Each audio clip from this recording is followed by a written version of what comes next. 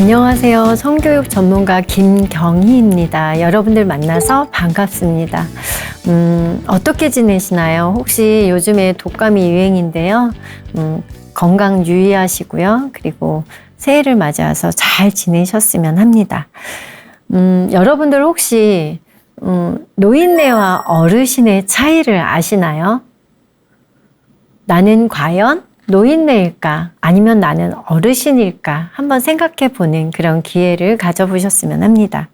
노인네는요, 머리만 크대요.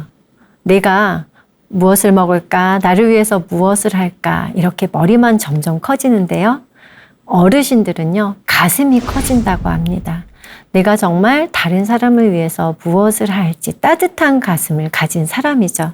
또한 노인네는요, 자기 자신만 한대요. 나를 위해서 도대체 무엇을 해야 될까? 내가 무엇을 갖고 있지만 생각하는데요. 어르신들은요, 이웃을 위해서 내가 무엇을 해줄까? 저 이웃은 무엇이 필요할까를 생각한다고 합니다.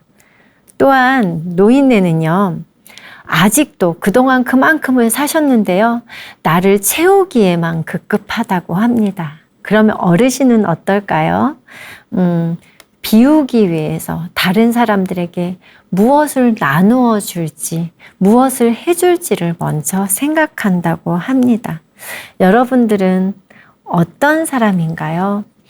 오늘 내가 어떤 사람인지를 한번 생각해 보는 시간을 가져보셨으면 하고요. 오늘 사례는 무서운 시아버지 때문에 제가 너무 힘들어요 하는 사례자분과 함께 이야기를 나누어 보겠는데요.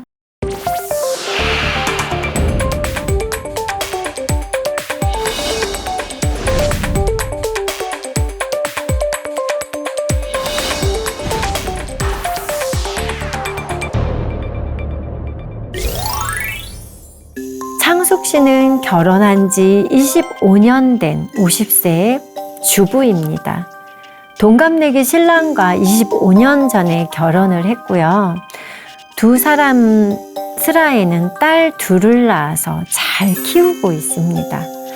그리고 음식 궁합도 너무 잘 맞고 성관계를 갖는 속궁합도 너무 잘 맞는, 그래서 희희낙낙한 아주 행복한 그런 부부입니다. 이런 사례자의 부부와는 다르게 신혼 때부터 시댁에 가면 시어머니와 시아버지는요, 늘 싸움을 하셨고요. 그리고 사건과 사고가 끊이지 않는 시댁에 대해서 늘 불안한 마음으로 살았다고 사례자는 이야기합니다. 사실 키가 작고 왜소한 시아버님께서는요, 을처증이 있으셨다고 해요. 그래서 늘 시어머니를 때리기도 하고 폭력을 저지르기도 하고 무시하는 발언들로 만날 때마다 많이 불안했다고 합니다. 부모님 시대에는 다 그랬을까요? 시어머니는 사실 시골에서 자란 탓에 가난하기도 했고요. 또한 먹고 살기 바빴기 때문에 예전에 왜 그런 말 있죠? 딸은 살림 미천이라고. 그래서 교육도 제대로 받지 못했고요. 중학교를 갈 무렵, 국민학교만 나오고요. 중학교를 갈 무렵에 학교를 그만두고는 집안에서 부모님을 도와 농사일, 집안일 하는데 많이 바빴다고 합니다. 그런 생활을 하던 시어머니는 주변에 어떤 혼사가 이루어져서요, 17살에 혼인을 하게 되었고요. 18살이나 많은 시아버지를 만나서 살림을 차리게 됐습니다.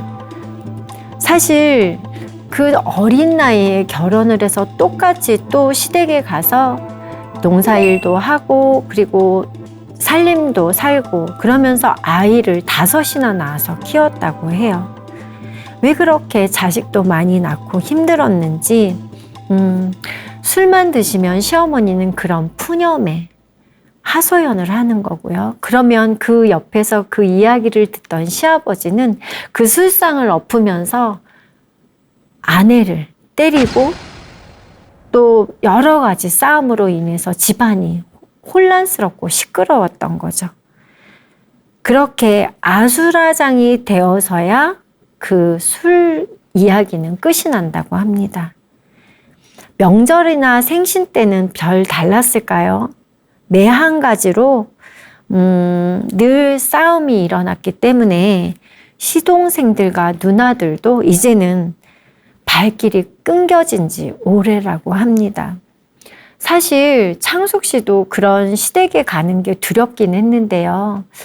친정 어머니께서 그래도 너네가 큰 아들이고 큰 며느리이기 때문에 시어머니, 시아버지에게 잘해야 된다는 조언으로 인해서 지금까지도 최선을 다해서 두 분을 공경하고 있습니다. 사실 아버지가 시어머니보다 18살이나 많았기 때문에 그 시댁의 모든 분들이 시아버지의 모든 친인척들이요, 시어머니를 상당히 많이 무시했고요.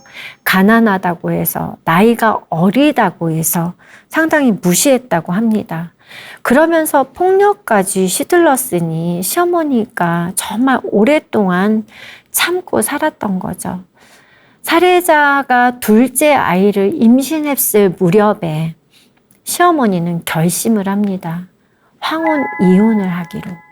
그래서 그냥 이혼을 해주지 않았기 때문에 이혼 소송까지 걸었고요. 그 살해자의 남편이 그 이혼 소송에 증인을 서는 일까지 일어나게 됩니다. 결국에 황혼 이혼을 하게 되었고요. 시어머니는 아무것도 가지지 않고 그 집을 나왔습니다. 그럼에도 불구하고 그 정말 무서운 폭력에서 벗어난 시어머니는 너무나 행복하다고 이야기를 하셨다고 합니다. 이렇게 모든 것을 다 내어놓고 아들 부부가 사는 대전에 온 시어머니를 잘 모시기 위해서 창숙 씨는요, 열심을 다해서 어머니를 모셨는데요. 늘 일에 그리고 바깥일에 신경 쓰던 시어머니는 그냥 혼자 사시겠다고 집을 나가셨다고 해요. 그리고는 그냥 사신 것이 아니고 일을 열심히 했습니다. 혹시 도배일 아세요? 도배하시는 분들을 따라다니시면서 미장일을 배우셨고요. 그 연세에도 열심히 사셨다고 해요. 그런 미장일을 하던 중에 그 미장일을 하는 그 가운데 그 모든 사람들의 우두머리인 식장을 하는 분을 만나셔서요. 5살이나 어린 분과 새로운 살림을 차리게 된 것이죠. 워낙에 시어머니께서는 독립심도 강하고 생활력이 강하기 때문에 그 새로 만난 시아버지와 행복하게 도란도란 잘 사셨다고 합니다. 사실 그 새로운 아버님을 만나기 전에는 명절이나 생신이나 너무 두려웠는데요. 이 새 아버지가 들어오고부터는 너무나 행복하게 사시는 두 분의 모습이 아이들에게도 너무 좋아 보였다고 합니다. 그래서 아이들도 할머니, 할아버지를 너무 잘 따랐고요. 그러면서 행복한 삶을 영위했다고 합니다. 사실 살해자인 창숙 씨도 시아버지의 그 곰살맞은 성격, 어머니에게 잘해주는 모습이 너무 좋아 보였고요. 그래서 친근감을 느끼면서 시아버지와 가끔 카톡도 주고받는 그런 아주 친근한 사이로 지냈습니다. 그렇게 잘 지내던 어느 날 문제가 발생한 것이죠. 시아버지가 밤늦게 갑자기 문자를 보내신 거예요. 카톡으로. 며느라가 보고 싶다, 뭐하니? 라고 한밤중에 보내셨대요. 그래, 남편이 들어오기 전이기도 하고, 그래서 정성을 다해서, 네, 지금 남편 기다리고 있어요. 라고 답변을 보냈죠. 처음에는 이 카톡이 정말 시아버지, 그 자상한 시아버지가 며느리를 향한 사랑이라고 생각했다고 합니다. 그래서 정말 최선을 다해서 답변을 보냈고요. 어떤 날은 한밤중에 시어머니가 주무시는 그 이후에 심심하다고 문자 함께 하자고 계속적으로 카톡을 보내시는 거예요. 그런데 어느 날은 내일 시어머니가 친구들하고 놀러 가니까 너 내일 우리 집에 와서 점심 먹자고 하셨대요. 그런데 왠지 그 문자를 보는 순간 마음이 불편했다고 합니다. 그리고 정중하게 아버님 저 내일 친구들 만날 일이 있어서 약속이 있어서 내일 못 가요.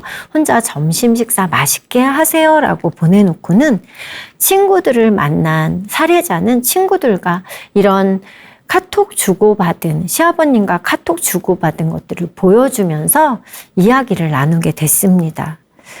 친구들이 머리를 맞대고 이야기하던 중에 사실 이 정도면 조금 이상하긴 하지만 아직은 그런 수위는 아니라는 그런 의견들이 많았고요.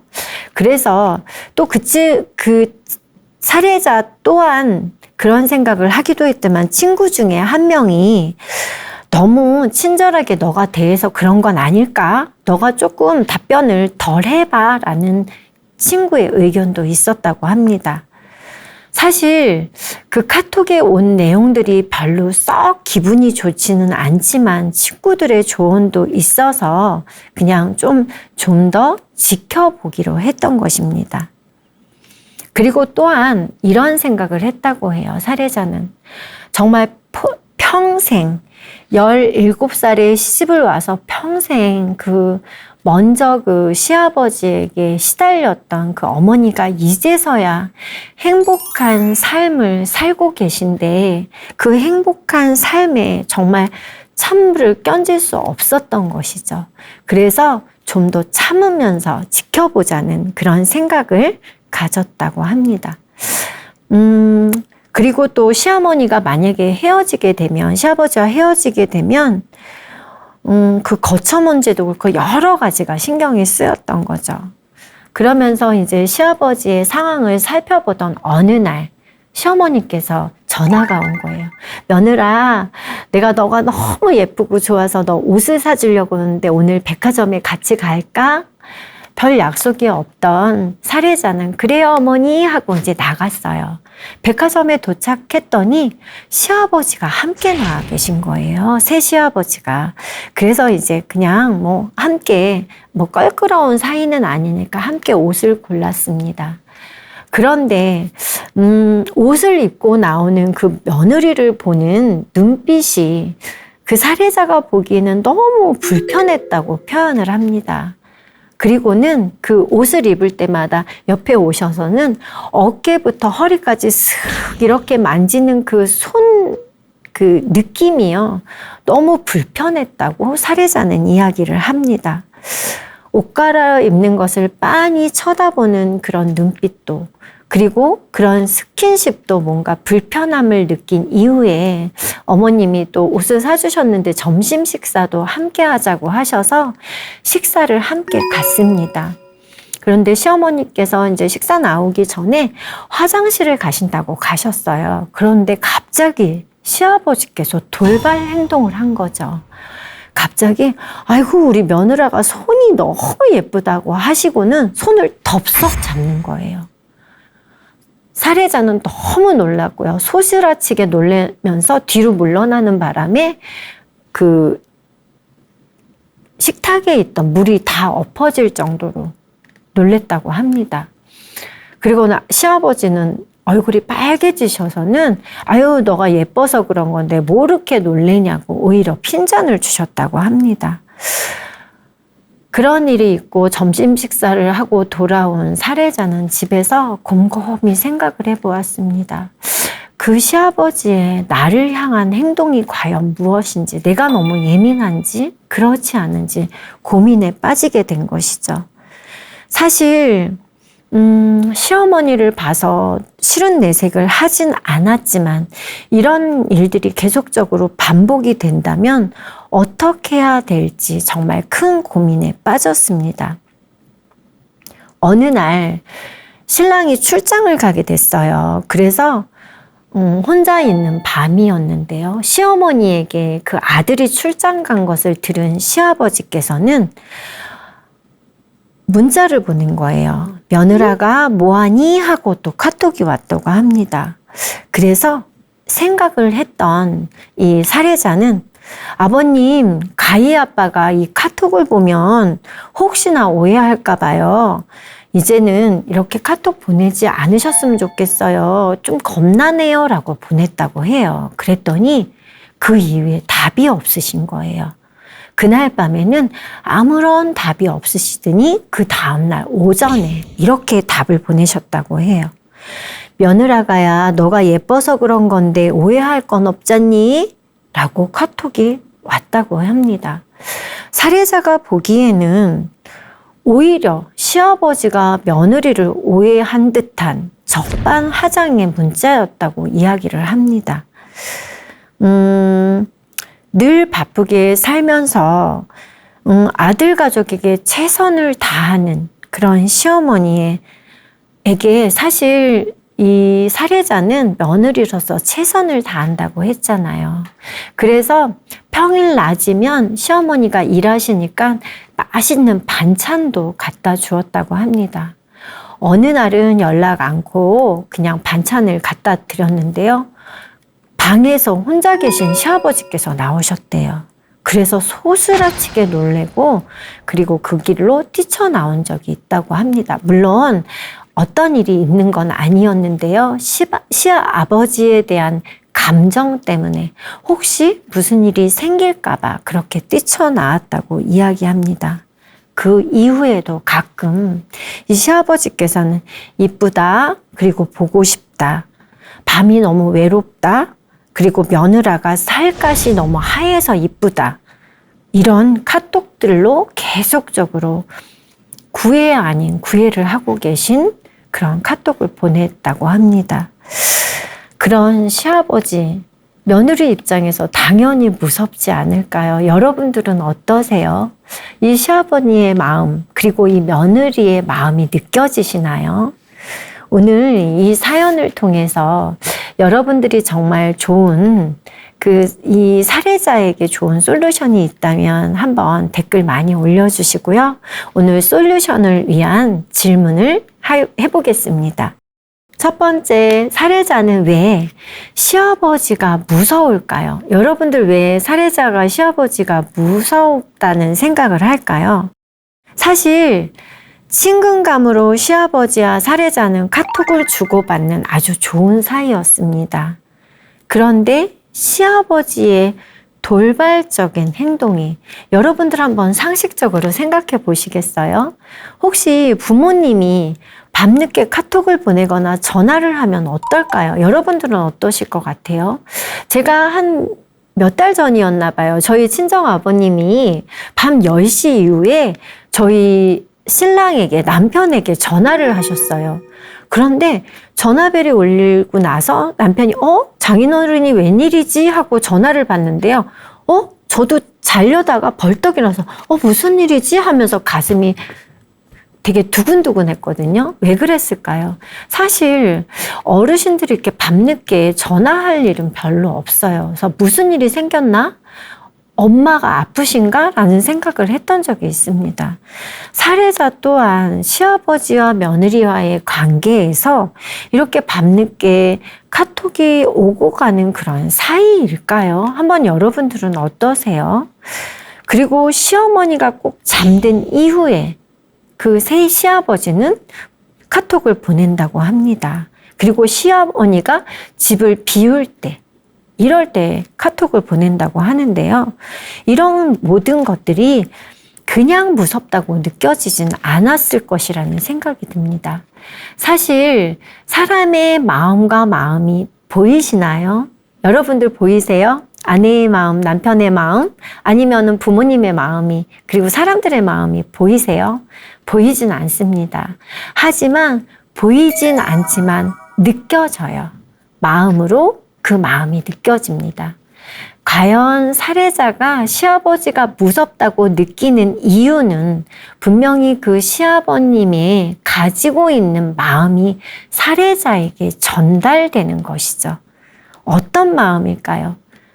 그냥 정말 곱고 예쁘다는 말씀을 하실 때는 그냥 만났을 때나 그리고 정말 평상시에 할 수 있는 말이라고 저는 생각을 합니다.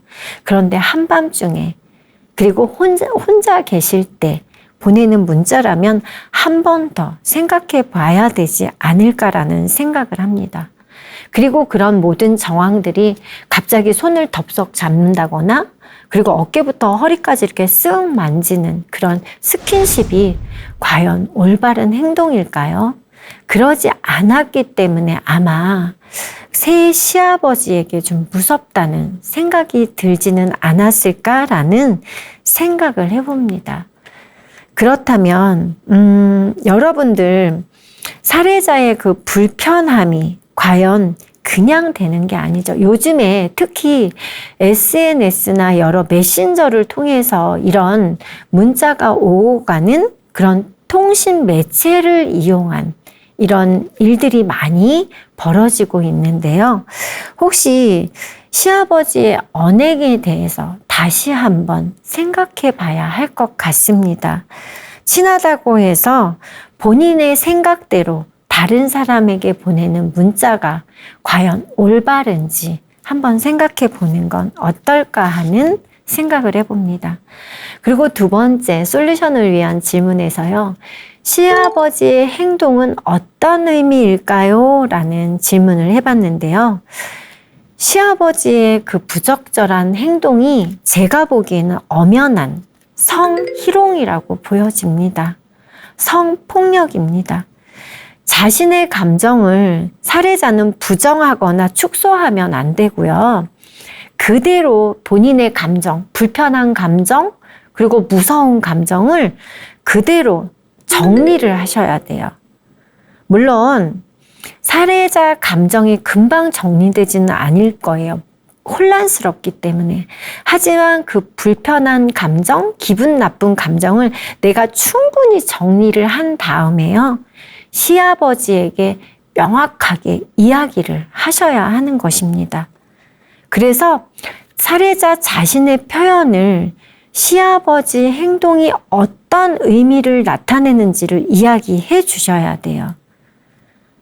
카톡이나 이런 만났을 때 그 신체 표현을 했는데요. 그 의사 표현을 어떻게 했는지에 대해서 정확히 카톡을 통해서 이것은 잘못된 행동이라는 것을 요구하셔야지 시아버지께서 그 행동을 중지할 수 있을 것입니다. 그리고 이 행동을 이야기하실 때는요. 언제, 밤 늦은 시간에 어디서 시아버지 방과 살해자는 본인 집에서 누가 시아버지께서 무엇을 카톡을 보내셨잖아요. 어떻게? 여러 가지 말들 있잖아요. 며느라가 참 예쁘다. 살결이 너무 희다. 보고 싶다. 이런 말들을 왜 했는지에 대해서 정확히 시아버지의 행동에 대해서 꼬집어서 이야기를 해 주셔야 합니다. 그리고 또 한 가지 살해자 친구들이 이런 이야기를 했다고 중간에 살해보면 나와 있는데요. 나에게 잘못이 있지 않는지 살해자가 혹시 너무 친절해서 너희 시아버지가 그런 거 아니야? 라고 친구분이 이야기하셨다고 했잖아요. 사실 불쾌감의 기준은요. 살해자에게 있는 거예요. 그 행동을 하신 이야기를 하신 시아버지는 그 불쾌하지 않을 수도 있어요. 하지만 불쾌함을 느낀 살해자가 의 시점에서 그 언행을 잘 들여다봐야 한다는 것이죠. 시아버지의 과도한 관심이, 과도한 사랑이 며느리에게 불편하다면 그것은 분명한 부담을 넘어선, 사랑을 넘어선 성희롱이라는 것을 꼭 기억하셨으면 좋겠습니다. 올바른 사랑은 상대방을 불편하게 만들지 않는다는 것을 기억하셨으면 합니다. 이렇게 우리가 살아가면서 시아버지의 행동에서 어떤 의미가 있는지를 우리가 잘 살펴봐야 하는 것이고요. 그러면서 우리가 생활 속에서 가해와 피해의 상황들을 어떻게 살펴봐야 하는지 우리는 알아야 합니다. 그래서 사례자분이 정말 어떤 행동 속에서 이 가정을 바르게 잡아가야 하는지를 알아가야 하는 것이죠.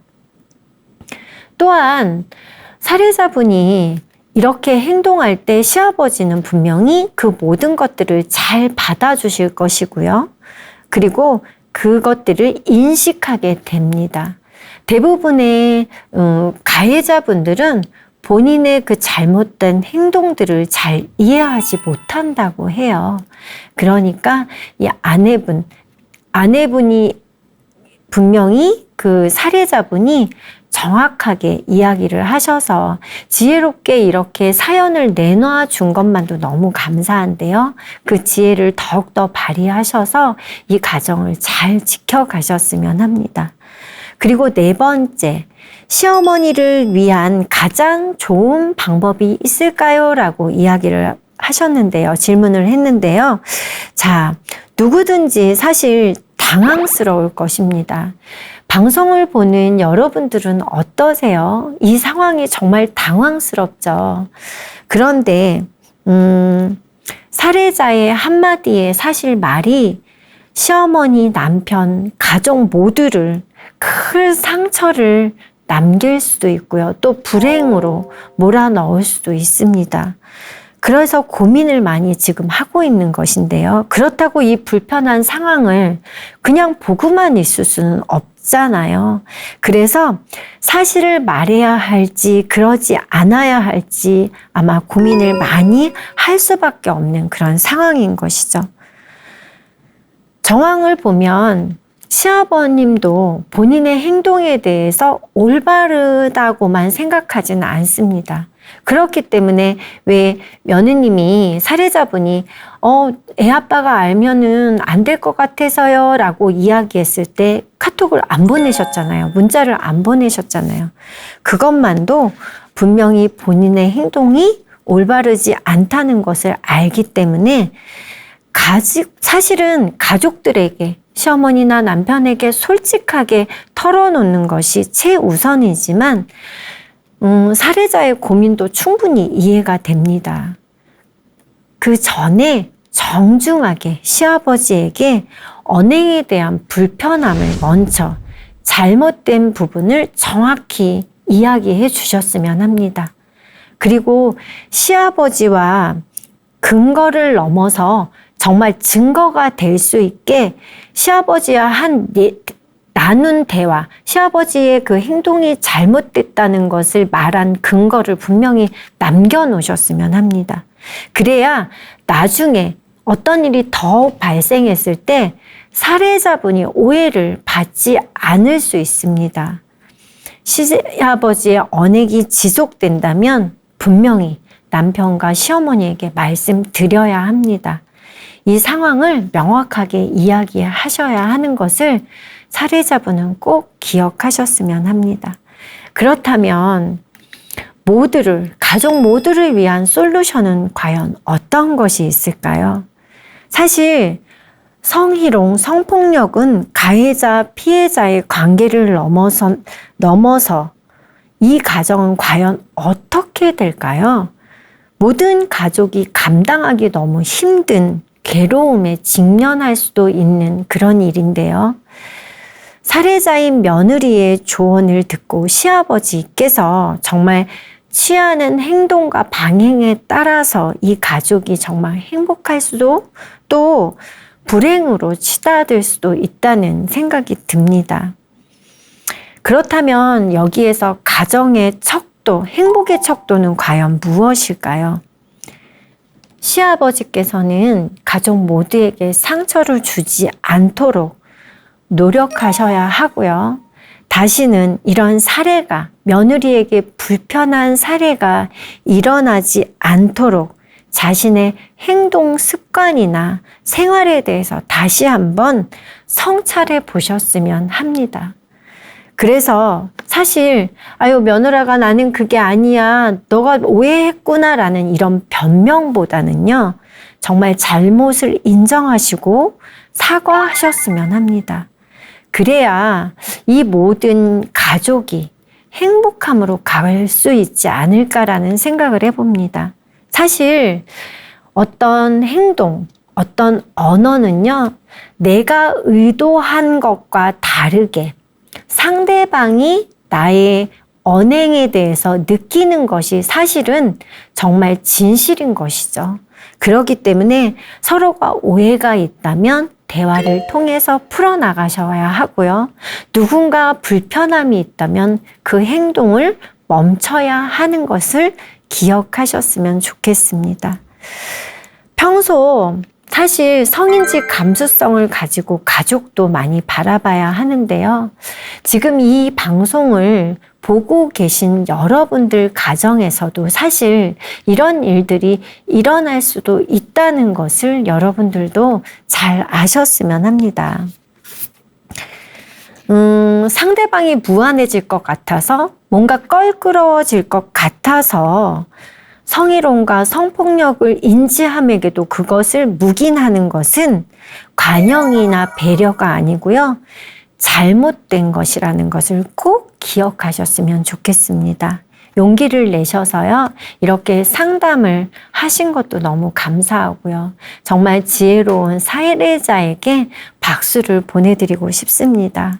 그렇다면 자, 우리가 성폭력, 성희롱에 대해서 잘못된 그런 통념들이 있는데요. 그런 통념들을 한번 짚어보겠습니다. 사실 성희롱은 사소한 문제일까요? 여러분들 어떻게 생각하세요? 사실 성희롱을 경험한 사람들은요, 모욕감이나 수치심 때문에 정상적인 생활을 할 수 없습니다. 피해자들은.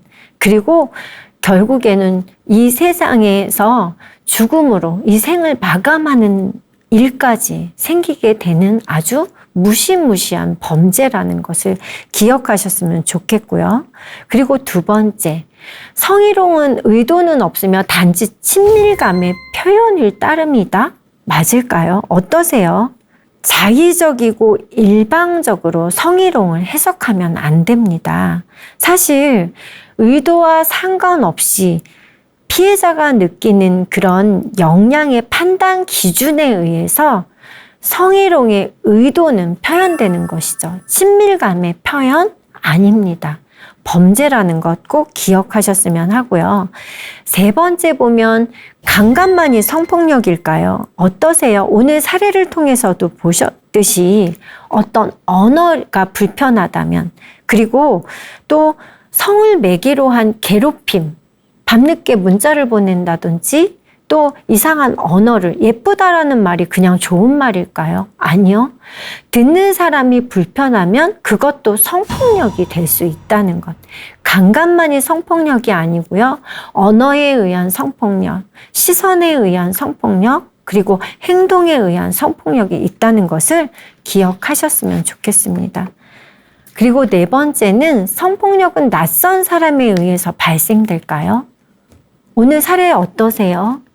낯선 사람이 아니고 주변에 함께 생활하는 사람에 의해서 성폭력이 80%가 일어난다고 해요. 10명 중에 8명은 아는 지인에게서, 함께 생활하는 사람에게서, 혹은 가족에게서 일어난다고 하는 것을 여러분들이 꼭 기억하셨으면 좋겠습니다. 친족에 의한 성폭력, 그리고 데이트 성폭력 상당히 많이 일어나고 있습니다. 그래서 여러분들의 행동을 한 번 더 점검해 보시는 건 어떨까요? 그리고 성폭력은 억제할 수 없는 남성의 성충동 때문에 일어나는 것일까요? 어떠세요? 그런데 대부분의 성폭력 범죄자들을 검거해서 조사하다 보면요, 아주 계획적으로, 아주 오랜 동안 그 범죄를 하기 위해서 구체적으로 계속적인 범죄를 구상한다고 합니다. 절대 성폭력은 성충동 때문이 아니고 성폭력적인 문화를, 그런 말들이 만들어낸다고 해요. 그래서 남성이 성충동 때문에 성폭력을 한다는 것은 잘못된 것이라는 것을 기억하셨으면 좋겠습니다.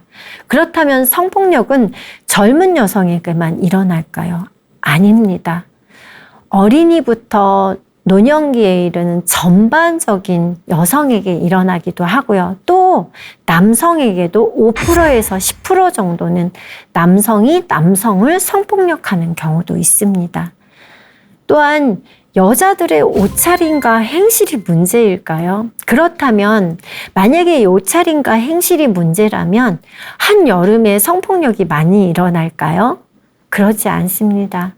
대체적으로 성폭력을 일어나는 기간은요, 1년에 거의 비슷하게 봄, 여름, 가을, 겨울 상관없이 일어나고 있기 때문에 이 또한 잘못된 통념이라는 것을 꼭 기억하셨으면 좋겠습니다. 마지막으로 성폭력 가해자는 정신 이상자일까요? 그렇지 않는 거 아시죠? 정말 평상시 생활을 잘 하는 사람들, 그리고 평상시에 사회생활을 잘 하고 있는 사람들에게서 성폭력 가해자들이 많이 발견된다는 것 기억하셨으면 좋겠습니다. 이런 모든 성폭력, 성희롱이 잘못된 통념들을 우리가 모든 사람들이 알아갈 때 가족이든 사회에서든 성폭력은 점점 줄어들지 않을까라는 생각을 해봅니다. 여러분들 어떠세요? 오늘 이 잘못된 통념들을 한번 점검해 보시고요. 그 통념들을 올바르게 바꾸어 갈 때 우리는 좀 더 성폭력에서 자유로운 삶을 영위할 수 있겠지요. 자, 이렇게 정말 좀 불편한 시아버지가 있는 반면에 또 조선의 법을 어기면서까지 배려 깊은 사랑을 한 시아버님 한 분을 소개해 드리려고 합니다. 혹시 조선 중기에 가장 존경받았던 대학자인 태계 이항 선생님을 아시나요? 사실 태계 이항 선생님의 둘째 아들이 결혼을 하자마자 죽음에 이릅니다. 사실 그 정말 파릇파릇한 예쁜 며느리가 혼자 평생을 살아갈 것에 너무 고민이 많았던 시아버지는 그 며느리의 그 인생에 대해서 너무 고민을 한 거예요. 예전에는 사실 연려불경 이부라고 해서 정조를 잘 지켜서 두 아비를 섬길 수 없다는 그런 삶을 사셨잖아요. 그런데도 이 태계 이항 선생님은 그 며느리의 삶을 너무 불쌍하게 여겼습니다. 그래서 밤이면 온 집안을 구석구석 살피면서 며느리가 잘 지내고 있는지 잘 자고 있는지 살폈다고 해요. 그런데 어느 날 며느리 방을 지나가는 마당을 쭉 지나가고 있는데 며느리 방에서 두런두런 이야기의 소리가 들리는 거예요. 깜짝 놀란 시아버지는 그러면 안 되는에도 불구하고 며느리 방에 누가 있나 걱정하는 마음으로 며느리 방을 살짝 엿봤다고 합니다. 그랬더니 며느리가요, 집으로 인형을 만들어서 술상을 차려서는 그 집 인형을 지아비 삼아서 술 한잔 따르고 본인도 마시면서 오늘 있었던 이런저런 이야기를 두런두런 나누더니 갑자기 엉엉 우는 모습을 봤다고 합니다. 시아버지의 마음이 어땠을까요? 그래서 시아버지는 결심을 합니다. 이 며느리를 내가 평생 붙잡고 살지 않고 제가 시키기로 결정을 합니다. 그런데 그 조선법이 그냥 그렇게 할 수 없어서 지혜를 짜낸 거죠. 며느리를 매일 심부름을 보냈습니다. 그런데 그 심부름은요, 그날 밤이 될 때까지 다 끝나지 않는 심부름을 보낸 거예요. 그래서 며느리는 밤늦게 귀가할 수밖에 없었습니다. 트집을 잡아서요, 며느리를 이번에는 친정에 쫓아내는 일까지 생기게 됩니다. 그리고는 친정에 다시는 돌아오지 말라고 호통을 치고는요, 친정 아버지에게 준다고 하면서 서찰을 보낸 거예요.